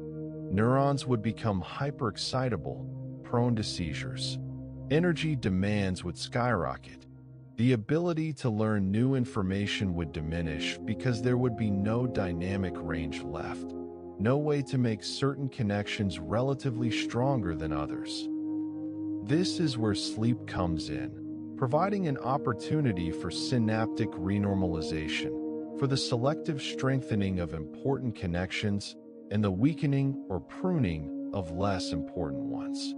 The primary hypothesis for how this works, called the synaptic homeostasis hypothesis, proposes that during sleep, particularly during slow-wave sleep, there's a global downscaling of synaptic strength. This downscaling is thought to be driven by the pattern of neural activity during slow oscillations. During the down state, when neurons are hyperpolarized and quiet, certain molecular cascades are triggered that lead to the weakening of synapses. Receptors are removed from postsynaptic membranes. Synaptic structures shrink. Weak synapses may be eliminated entirely. Crucially, this weakening is thought to be proportional, affecting all synapses but maintaining their relative strengths. A synapse that was twice as strong as another before sleep will still be twice as strong afterward, but both will be weaker in absolute terms. This proportional downscaling has several benefits. It frees up metabolic resources and reduces energy consumption. It makes room in terms of cellular capacity for new learning the next day. And by maintaining the relative differences between synapses, it preserves the information content, the pattern of connectivity that represents memories and skills, while making the overall system more efficient and less prone to saturation. Evidence for synaptic homeostasis comes from multiple sources. Electron microscopy studies have shown that synapses are larger and more numerous after periods of waking compared to after sleep. Measurements of certain proteins that are markers of synaptic strength show similar patterns, increasing during waking and decreasing during sleep. Electrophysiological recordings show that the strength of synaptic responses decreases after sleep. And computational models demonstrate that networks with this kind of homeostatic regulation can learn continuously without saturating, whereas networks without it eventually lose the ability to encode new information. But synaptic homeostasis isn't the whole story. Not all synapses are treated equally during sleep. While there's global downscaling, there's also selective strengthening of particularly important connections. This selectivity is thought to depend on tagging mechanisms that mark certain synapses as important, exempting them from downscaling or even strengthening them further during sleep. The tags might be molecular markers placed on synapses during learning, particularly if the learning was associated with reward, novelty, or emotion. They might be patterns of reactivation during sleep, where memories that are replayed during hippocampal sharp-wave ripples trigger strengthening of the cortical synapses that represent those memories. At the molecular level, sleep triggers specific cascades of intracellular signaling. During waking, particularly during learning, there's activation of signaling pathways involving molecules like calcium, cyclic AMP, and protein kinases, which ultimately lead to changes in gene expression in the cell nucleus. New proteins are synthesized, some of which are transported to synapses where they contribute to structural modifications. During sleep, different signaling pathways become active. There's evidence for increased expression of genes involved in protein synthesis, particularly proteins needed for synaptic maintenance and remodeling. There's activation of pathways involved in autophagy, the cellular process of breaking down and recycling damaged or unnecessary proteins and organelles. This cleanup function may be particularly important for maintaining neuronal health and preventing the accumulation of toxic proteins. The specific patterns of neural activity during sleep influence these molecular processes. For example, the up and down states of slow oscillations create fluctuating levels of intracellular calcium in neurons. Calcium is a crucial second messenger that triggers many forms of synaptic plasticity. The pulsatile nature of calcium influx during slow waves may create conditions that favor specific types of plasticity that wouldn't occur with tonic calcium elevations. Similarly, the bursts of activity during sleep spindles and sharp wave ripples create transient, intense periods of synaptic activation that can trigger long-term potentiation, the strengthening of synaptic connections, but in a context different from waking LTP, potentially with different rules and outcomes. The neurotransmitter environment during sleep also influences cellular processes. During slow-wave sleep, levels of acetylcholine are low, while levels of norepinephrine are reduced compared to waking, though not as dramatically, as during REM. This neuromodulatory state creates conditions that favor consolidation over encoding. Acetylcholine, when present at high levels, promotes the encoding of new information in the hippocampus but can interfere with the consolidation of existing memories. Its reduction during slow-wave sleep removes this interference, allowing the hippocampus to replay memories to the cortex without simultaneously trying to encode the replayed information as new memories. During REM sleep, acetylcholine levels rise back to waking levels while norepinephrine drops to near zero. This combination creates yet another distinct state that may favor different types of plasticity and consolidation, particularly for procedural memories and emotional processing. At the level of individual neurons, the firing patterns during sleep are strikingly different from waking. During waking, most cortical neurons fire at relatively low average rates, maybe a few spikes per second, but with highly variable timing determined by ongoing sensory processing and cognitive activity. During slow-wave sleep, neurons alternate between periods of vigorous firing during up states, where they might fire at tens of spikes per second, and complete silence during down states. This bistability creates a very different pattern of synaptic input to downstream neurons compared to waking, and it's thought to be important for triggering the plastic changes needed for consolidation. Inhibitory interneurons, which release the neurotransmitter GABA and serve to regulate and coordinate the activity of excitatory pyramidal neurons, play crucial roles during sleep.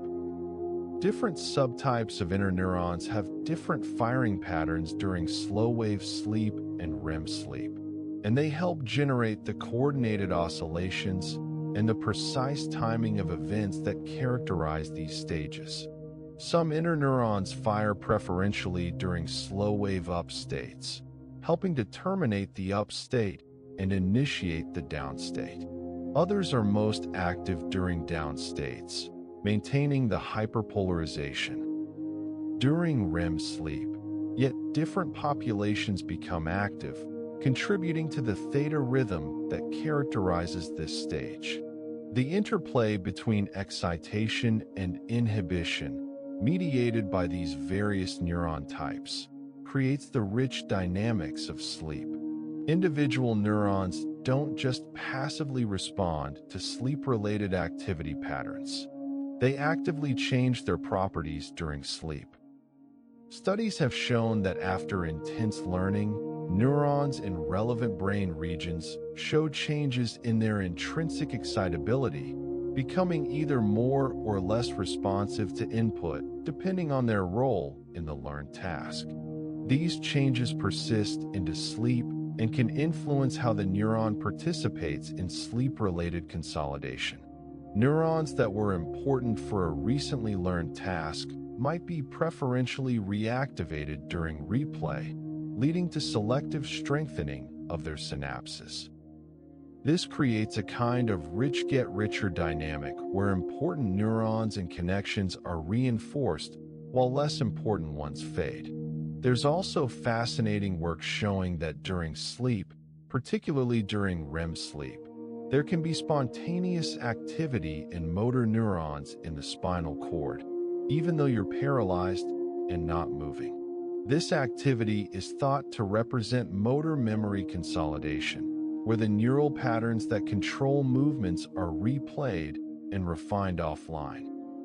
The paralysis prevents you from actually executing these movements, which would be dangerous, but the neural rehearsal still occurs, contributing to improvements in motor skills that occur after sleep. At an even finer scale, sleep influences the structure of individual synapses. Dendritic spines, those tiny protrusions that form most excitatory synapses, can change their size, shape, and even their existence over the course of sleep. Studies using sophisticated two-photon microscopy to image the same dendrites before and after sleep have shown that some spines shrink, some disappear, and in some cases, new spines form. The net effect, at least for young animals, is a reduction in spine number and average size after sleep, consistent with synaptic downscaling.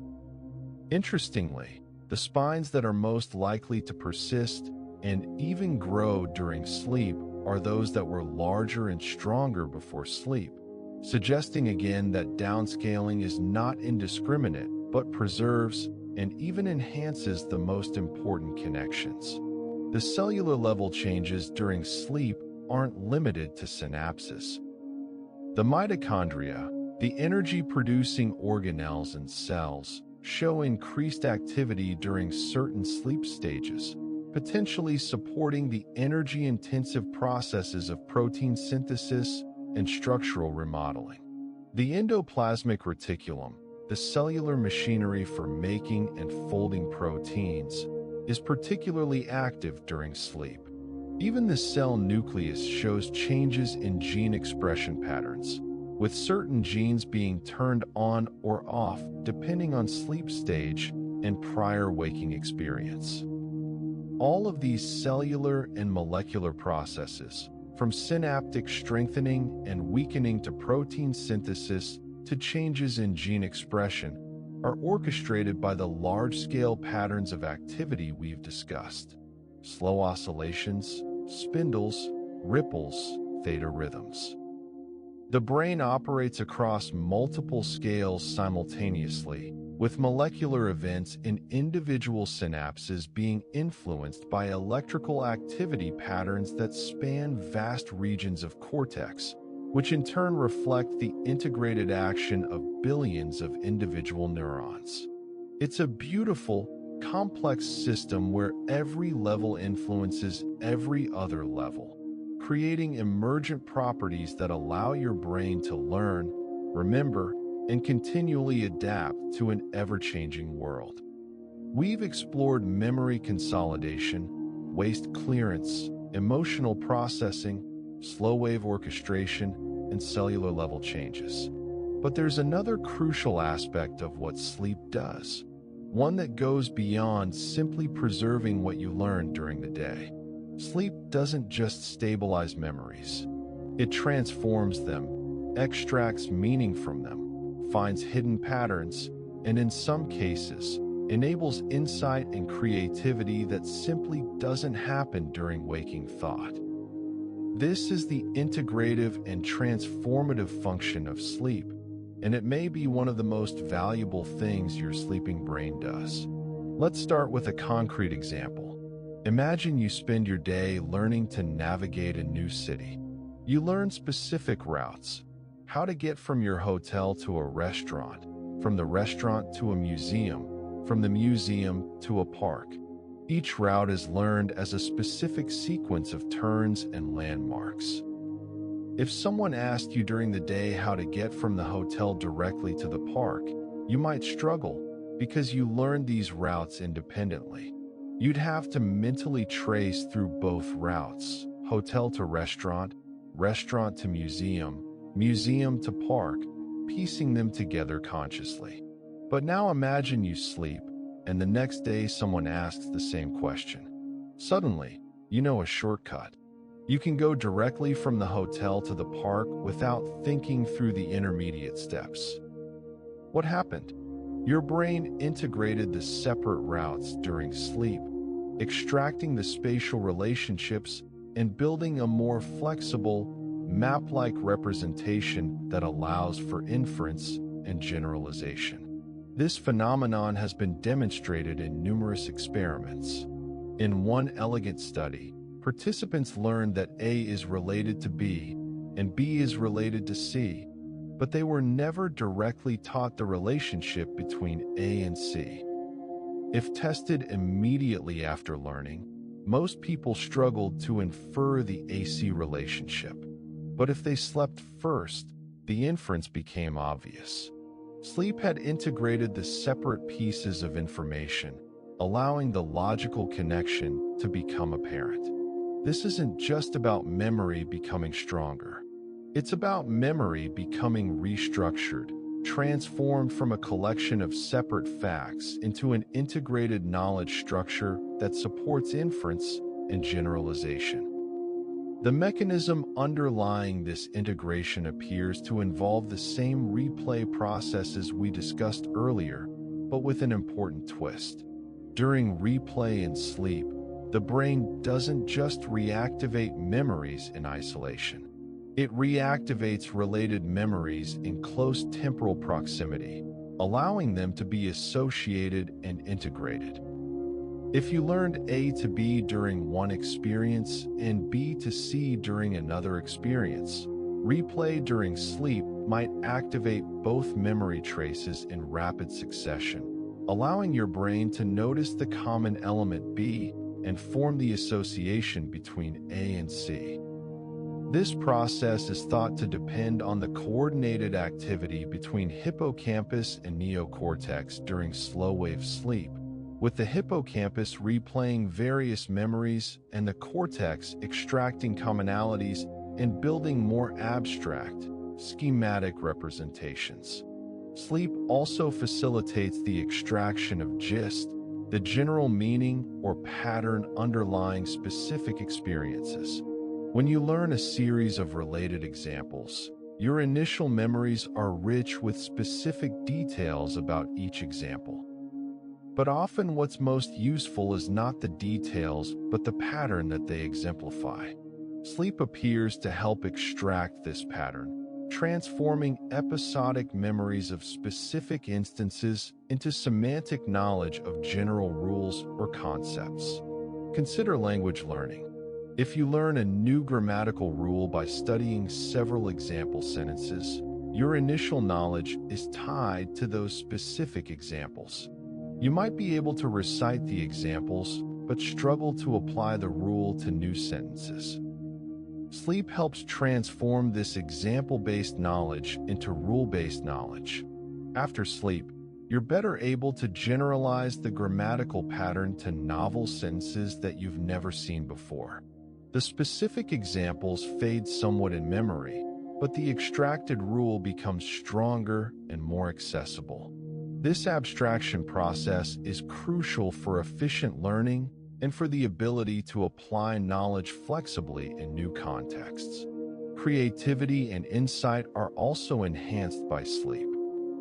There are now numerous studies showing that people are better at solving problems that require insight, problems where the solution requires seeing the situation in a new way or making a non-obvious connection after they've slept. One of the most famous examples is the number reduction task, where people learn a complicated procedure for solving math problems. Unknown to them, there's a hidden rule that allows the problem to be solved much more quickly. If people practice the task and then sleep, they're about 3 times more likely to discover the hidden rule compared to if they practice and stay awake for an equivalent period.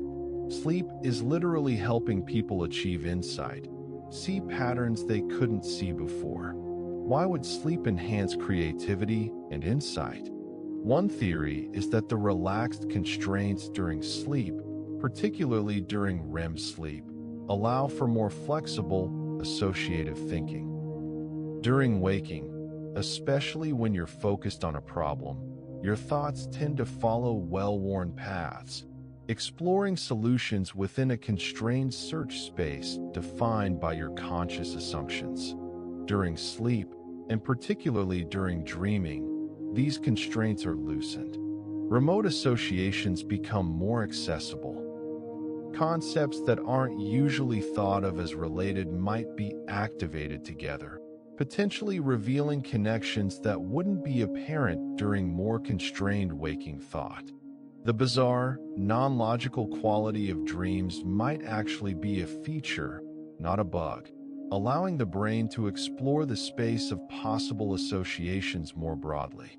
There's also evidence that REM sleep specifically supports the integration of new information with existing knowledge networks. During REM, the pattern of brain activity suggests widespread cortical activation, with many different regions communicating with each other. This might facilitate the incorporation of new experiences into your broader web of knowledge, finding the right place for new information within your existing understanding of the world. When you wake up and everything seems clearer, when yesterday's confusing lesson suddenly makes sense, it may be because REM sleep allowed your brain to find the connections between the new material and things you already knew, integrating the new into the old. Sleep has been shown to enhance skills, particularly motor and perceptual skills, through processes that go beyond simple consolidation. After practicing a motor sequence, like a series of finger movements or a dance routine, sleep not only stabilizes the memory of the sequence, but can actually improve performance beyond the level achieved at the end of practice. People wake up better at the skill than they were when they went to bed, without any additional practice.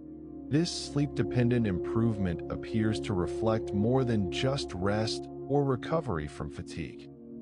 It involves active reorganization of the motor memories, perhaps making the movement patterns more efficient, more automatic, less dependent on effortful control. Perceptual learning shows similar sleep-dependent gains. If you practice a visual discrimination task, learning to detect subtle differences in visual patterns, your performance will improve with practice during the day. But if you then sleep, your performance improves further, and the improvement is specific to the exact visual task you practiced. This suggests that sleep is doing something to refine the neural circuits involved in that particular perceptual skill, making them more sensitive, more tuned to the relevant features of the input. There's also fascinating work on sleep and language learning. Studies have shown that exposure to vocabulary in a foreign language during sleep, specifically during slow-wave sleep, can lead to improved recall of those words the next day, particularly if the words were initially learned before sleep.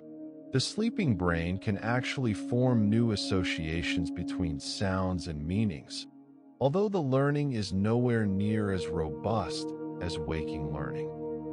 More impressively, sleep helps consolidate grammar and syntax, the structural rules of language that are often difficult to learn explicitly. After sleep, people show improved ability to generate grammatically correct sentences in a newly learned language structure, even though they can't explicitly state the grammatical rules. The implicit, procedural knowledge of language structure is being consolidated and refined during sleep. All of this integration, transformation, abstraction, and creativity enhancement happens largely without your conscious awareness. You go to sleep having learned specific facts or practiced specific skills, and you wake up with something more: general knowledge, flexible understanding, refined procedures, and sometimes even insights that you couldn't achieve through conscious effort. Your sleeping brain is an active learner, not just preserving the past, but building the foundation for future success.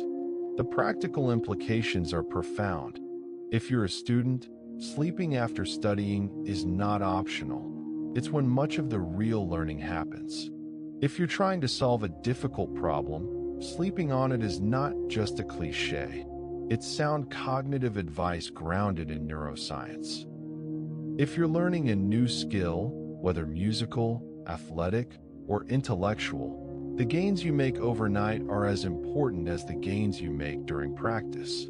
Understanding this can transform how you approach learning and problem solving, helping you leverage the power of sleep to enhance your cognitive abilities. We've explored the remarkable things that happen in your brain during sleep, but to fully appreciate why sleep matters, we need to confront what happens when sleep is disrupted, insufficient, or poor in quality.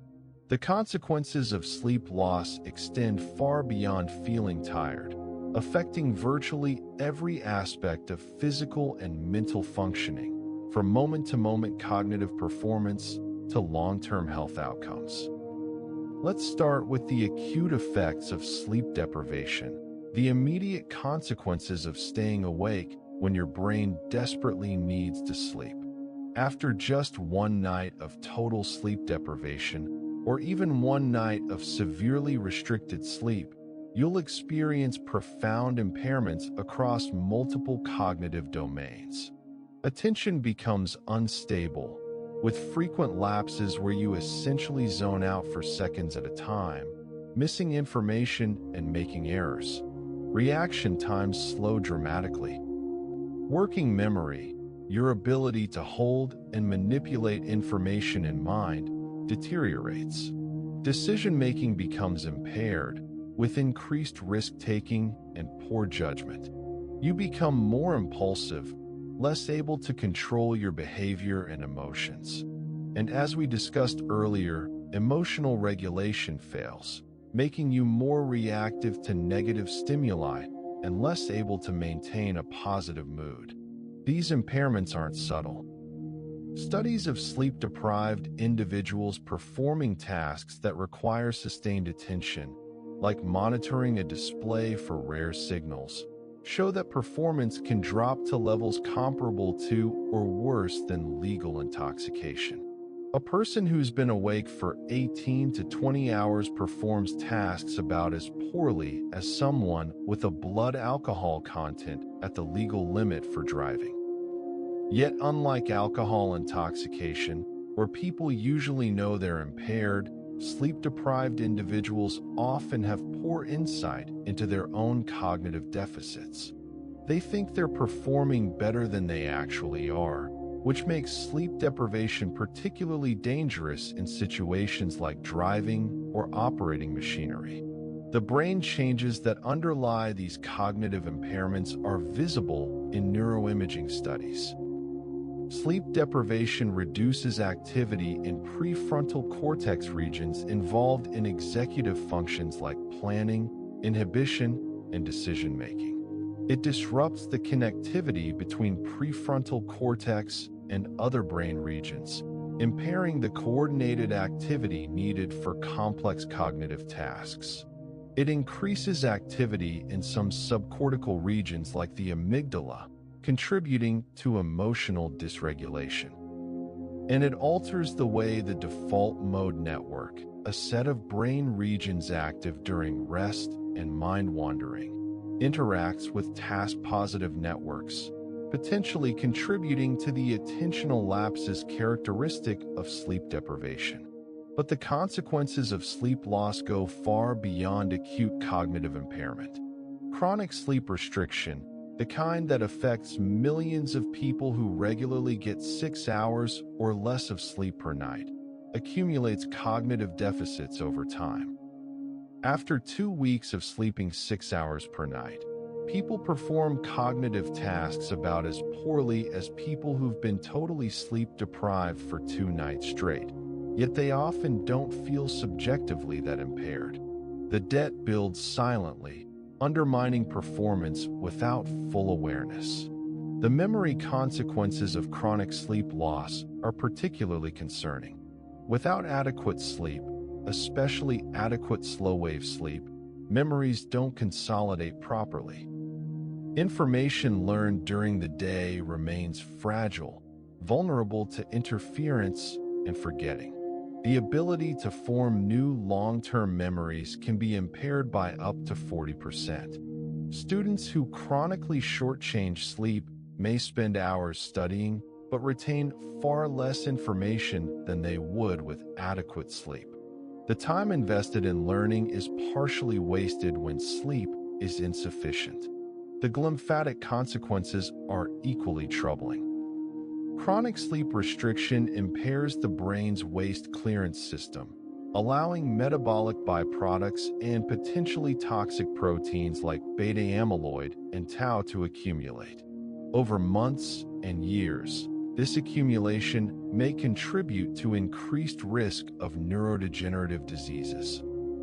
Population studies have consistently found that people with chronic insomnia, people who sleep fewer than 7 hours per night, and people with untreated sleep apnea all show elevated risk of developing dementia later in life.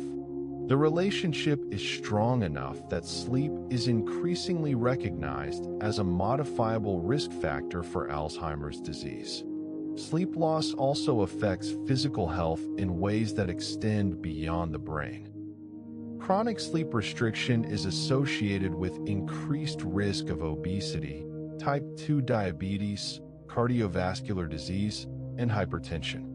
The mechanisms are complex but include effects on hormones that regulate appetite, metabolism, and blood pressure, as well as effects on immune function and inflammation. People who don't sleep enough tend to eat more, particularly high-calorie foods, and they show metabolic changes that increase risk of insulin resistance and metabolic syndrome. Immune function is particularly sensitive to sleep.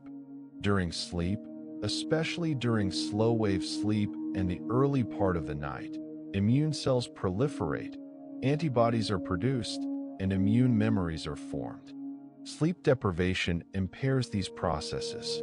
People who don't sleep enough after receiving a vaccine produce fewer antibodies and show reduced immune memory, making the vaccine less effective. They're also more susceptible to infections. In studies where people are deliberately exposed to cold viruses, those who slept fewer than 7 hours in the nights before exposure are about 3 times more likely to develop a cold compared to those who slept 8 hours or more. Sleep disorders affect a substantial portion of the population and represent a major public health concern. Insomnia, the most common sleep disorder, affects approximately 10 to 15% of adults chronically, with even higher rates of occasional insomnia. People with insomnia have difficulty falling asleep, staying asleep, or waking too early, and they experience daytime consequences as a result. Chronic insomnia is associated with increased risk of depression, anxiety, substance abuse, and various medical conditions. It creates a vicious cycle where worry about sleep makes sleep more difficult, which increases worry, perpetuating the problem. Sleep apnea, a condition where breathing repeatedly stops and starts during sleep, affects an estimated 10 to 20% of adults, though many cases remain undiagnosed. The repeated interruptions to breathing cause brief arousals from sleep, fragmenting sleep architecture and reducing time in deep sleep and REM sleep. People with sleep apnea often don't remember these arousals but experience profound daytime sleepiness and cognitive impairment. Untreated sleep apnea increases risk of hypertension, heart disease, stroke, and diabetes, and it impairs memory consolidation and emotional regulation due to the disrupted sleep.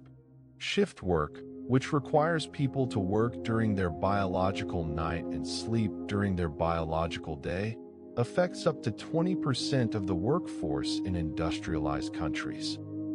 Shift work disrupts circadian rhythms, the internal biological clock that coordinates sleep-wake cycles with the 24-hour day. Chronic circadian misalignment is associated with increased risk of numerous health problems, including metabolic disorders, cardiovascular disease, certain cancers, and mental health issues. Shift workers often accumulate chronic sleep debt because they can't sleep as long or as well during the day as people sleep at night.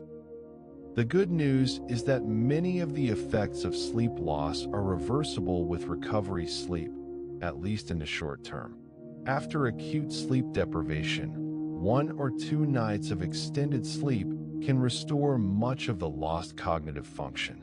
The brain shows a remarkable ability to recover, with slow-wave sleep being particularly prominent during recovery nights, suggesting the brain is prioritizing the sleep stage most needed to discharge accumulated sleep debt. However, chronic sleep loss may have more lasting consequences, particularly for certain vulnerable populations. Children and adolescents are especially sensitive to sleep loss because their brains are still developing. Insufficient sleep during these critical periods may interfere with normal brain maturation, potentially affecting cognitive development, emotional regulation, and even structural brain development. Studies have found associations between short sleep duration in childhood and problems with attention, behavior, and academic performance that can persist for years. Older adults face particular challenges with sleep. As mentioned earlier, slow-wave sleep declines with age, and older adults are more likely to have fragmented sleep and sleep disorders. While some sleep changes are a normal part of aging, they may contribute to age-related cognitive decline. Interventions to improve sleep quality in older adults, such as treating sleep apnea or addressing insomnia, may help preserve cognitive function. So what can you do to protect and optimize your sleep? The answer begins with prioritizing sleep, recognizing it as a biological necessity rather than a luxury or negotiable commodity. Most adults need 7 to 9 hours of sleep per night, though there's individual variation. Some people are genetic short sleepers who function well on less, but they represent only a small percentage of the population.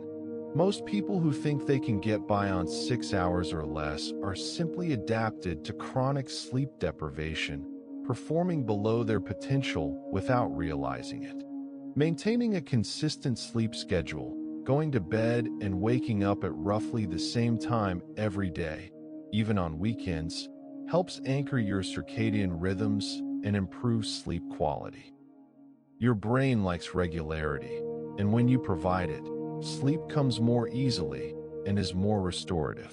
Creating a sleep-conducive environment is also crucial. Your bedroom should be dark, quiet, and cool, typically around 65 to 68 degrees Fahrenheit. Light, especially blue light from screens, can suppress melatonin, the hormone that promotes sleep, so it's best to avoid bright screens in the hour or two before bed. Some people benefit from blackout curtains, eye masks, or white noise machines to control environmental factors that might disturb sleep. Sleep hygiene, a term that encompasses various behaviors that promote good sleep, includes practices like avoiding caffeine in the late afternoon and evening, as it has a half-life of about 5 to 6 hours and can interfere with sleep even when you don't consciously feel its effects. It includes regular exercise, which generally improves sleep quality, though intense exercise too close to bedtime can be alerting. It includes being mindful of alcohol, which may help you fall asleep faster but disrupt sleep architecture, reducing REM sleep and causing more awakenings later in the night. Managing stress and worries is important for sleep, as anxiety and rumination are major causes of insomnia. Techniques like cognitive behavioral therapy for insomnia have been shown to be highly effective, often more effective than sleeping pills in the long term. These approaches help people change the thoughts and behaviors that perpetuate sleep problems, breaking the cycle of worry about sleep that makes sleep worse. For those with sleep disorders like sleep apnea or chronic insomnia, professional help is important. Sleep apnea can be treated with devices like CPAP machines that maintain airway openness during sleep. Insomnia can be treated with behavioral interventions, and in some cases, medication may be helpful as part of a comprehensive treatment plan. Napping can be a useful tool for some people, providing a boost to alertness and performance, but naps longer than 30 minutes or taken too late in the day can interfere with nighttime sleep. For people with insomnia, naps are often discouraged because they can reduce sleep pressure, making it harder to fall asleep at night. Understanding your own sleep needs and patterns can help you optimize sleep. Some people are natural morning people, larks, who feel most alert early in the day and naturally go to bed early. Others are evening people, owls, who feel most alert later in the day and naturally stay up late. These preferences, called chronotypes, have a genetic component and can't easily be changed. Society often doesn't accommodate evening chronotypes, forcing them to wake early for school or work, leading to chronic sleep deprivation. When possible, aligning your schedule with your natural chronotype can improve sleep quality and daytime functioning.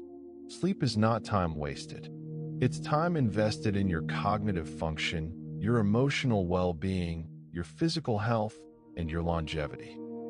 Every hour you shortchange sleep, you're borrowing against your future performance and health. Conversely, every hour you invest in good sleep is an hour spent allowing your brain to do the essential work of consolidating memories, processing emotions, clearing waste, and preparing for the challenges ahead. In a culture that often glorifies busyness and treats sleep as expendable, recognizing the true value of sleep is both personally empowering and essential for well-being.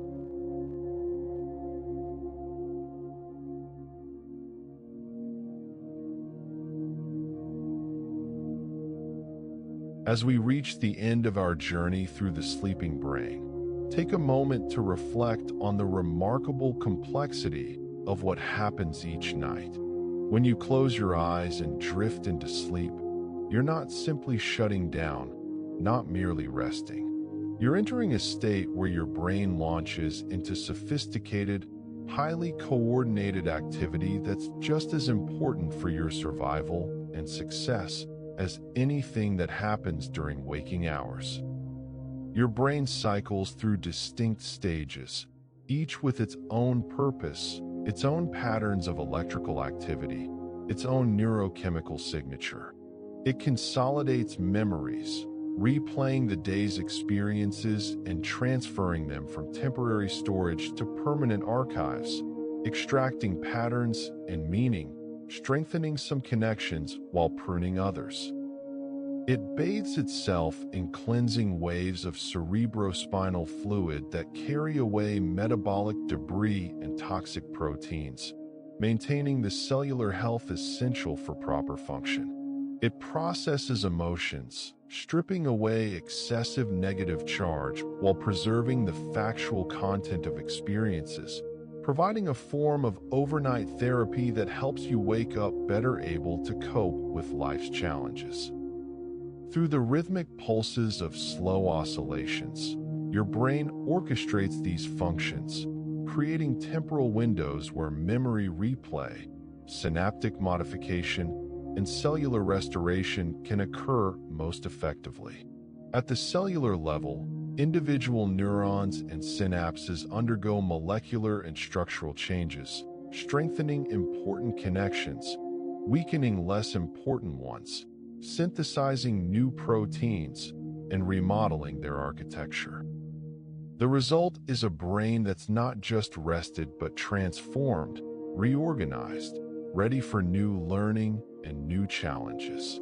Your sleeping brain integrates information, finds connections between seemingly unrelated experiences, extracts general principles from specific examples, and sometimes achieves insights that elude conscious effort. It refines skills, making you better at motor tasks and perceptual discriminations without additional practice. It supports creativity and problem-solving in ways that are only beginning to be understood. When sleep is insufficient or of poor quality, the consequences are far-reaching, affecting attention, memory, emotion, decision-making, physical health, and long-term risk of disease. But with adequate, high-quality sleep, your brain can perform all these essential functions, helping you learn, remember, regulate emotions, maintain health, and function at your best. So tonight, when you lie down and feel yourself drifting towards sleep, know that you're about to embark on a profound journey. Your conscious mind will recede, but your brain will be anything but dormant. It will be busy with the secret work of processing, consolidating, cleaning, restoring, and transforming. It will be preparing you for tomorrow, gift-wrapping the insights and skills and emotional balance you'll need to thrive. Sleep is not an absence of activity. It's a different kind of activity, just as essential as waking thought, and in many ways, even more mysterious and remarkable. The revelation that emerges from all this research is both humbling and empowering. We spend roughly 1/3 of our lives asleep, and for most of human history, we've thought of this time as lost, as empty, as something to be minimized if we could. But science has revealed the opposite. Sleep is profoundly active, productive, essential. Those hours of apparent stillness are when some of the most important neural processes occur, processes that literally shape who we are, what we remember, how we feel, and how well we function. Understanding what your brain is secretly processing while you sleep changes the equation entirely. It transforms sleep from a passive necessity into an active investment. Every night of good sleep is a night spent optimizing your memory, sharpening your skills, balancing your emotions, cleaning your neural machinery, and preparing your mind for peak performance. Every night of poor sleep is a lost opportunity, a deficit that accumulates and extracts its toll in ways both immediate and long-lasting. The implications extend beyond individual health to society as a whole. We live in a culture that often undervalues sleep, that sees it as something to be conquered or minimized, that glorifies the busy person who survives on 4 hours of rest. We structure our schools with start times that conflict with adolescent circadian rhythms, forcing teenagers to learn when their brains are biologically unprepared. We create work cultures that reward long hours and constant availability, pushing people into chronic sleep debt. We fill our evenings with artificial light and stimulating screens that confuse our ancient biological clocks. And then we wonder why mental health problems are rising, why cognitive performance is declining, why chronic diseases are increasingly prevalent. If we truly understood and valued what the sleeping brain does, we might build a different kind of society. We might structure education and work around biology rather than convention. We might treat sleep disorders with the urgency they deserve, recognizing them not as minor inconveniences, but as serious threats to health and cognitive function. We might educate children about sleep hygiene as seriously as we teach them about nutrition and exercise.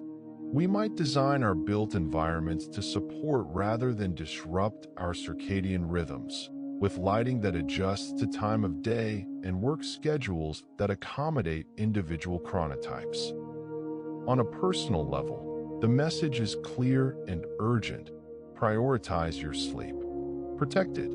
Value it. Recognize that the time you spend sleeping is not time subtracted from life, but time that makes the rest of life possible and worthwhile. When you're tempted to stay up late scrolling through your phone or watching just one more episode, remember what you're sacrificing. You're not just losing rest. You're losing memory consolidation, emotional processing, waste clearance, synaptic homeostasis, creative insight, and all the other remarkable processes we've explored. When you do sleep, sleep well. Create an environment conducive to high-quality sleep. Maintain regular sleep-wake times. Manage stress and address worries before bed. Avoid substances and behaviors that fragment or shorten your sleep.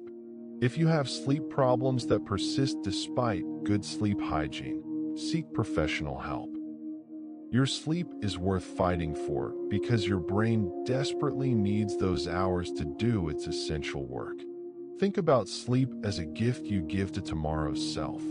Every night, you have the opportunity to wake up sharper, more balanced, more creative, healthier than if you had shortchanged your rest. The choice to sleep well is the choice to function well, to remember well, to feel well, to live well. It's one of the most powerful interventions available for improving your quality of life, and it costs nothing but time and intention. As neuroscience continues to advance, we're discovering more every year about what happens during sleep. New technologies allow researchers to observe neural processes at ever finer resolutions, to manipulate specific aspects of sleep and observe the consequences, to understand the molecular mechanisms underlying sleep's benefits. We're learning how to enhance specific types of memory consolidation by presenting sounds during sleep, how to boost slow-wave activity with electrical stimulation, how to target specific brain regions for memory reactivation.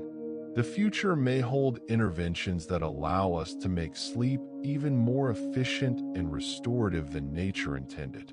But even with all we've learned, sleep retains its mysteries. We still don't fully understand why REM sleep evolved, why dreams take the bizarre forms they do, how the brain knows which memories to strengthen and which to discard, or why different species need such different amounts of sleep. The sleeping brain continues to surprise and intrigue researchers, revealing new layers of complexity with each study. What we do know with certainty is that sleep is not optional, not negotiable, not expendable. It's a biological imperative as fundamental as eating or breathing. Your brain evolved to require sleep, and it performs essential functions during sleep that cannot be replicated or replaced by any other means. When you honor this requirement, when you give your brain the sleep it needs, you're rewarded with better memory, more stable emotions, clearer thinking, enhanced creativity, and improved health. When you ignore it, you pay the price in diminished function and increased risk. So let's return to where we began, to that moment when you close your eyes and feel yourself slipping towards sleep. Now you know what's about to happen. You know about the stages you'll cycle through, the oscillations that will sweep through your cortex, the memories that will be replayed and consolidated, the emotions that will be processed and integrated, the waste that will be cleared from your brain, the synapses that will be strengthened or weakened, the insights that might emerge, the skills that will be refined. You know that your sleeping brain is working for you, performing functions that are absolutely essential for your survival and success. Sleep is one of the great wonders of biology, a state that seems passive but is profoundly active, that seems simple but is extraordinarily complex, that seems like a vulnerability but is actually a strength. It's a nightly reminder that we are biological creatures, subject to ancient rhythms and needs that predate consciousness itself. And it's a nightly opportunity to harness the power of your brain's offline processes, to let biology do its work, to wake up renewed and ready for whatever comes next. As you close this chapter and perhaps prepare for sleep yourself, carry this knowledge with you. Let it inform how you think about sleep, how you prioritize it, how you protect it. Let it help you resist the cultural messages that diminish sleep's importance. Let it motivate you to create the conditions for good sleep in your own life. And let it fill you with appreciation for the remarkable organ inside your skull, working tirelessly even when you're unconscious. keeping you functioning, keeping you learning, keeping you alive. Your brain is processing secrets while you sleep.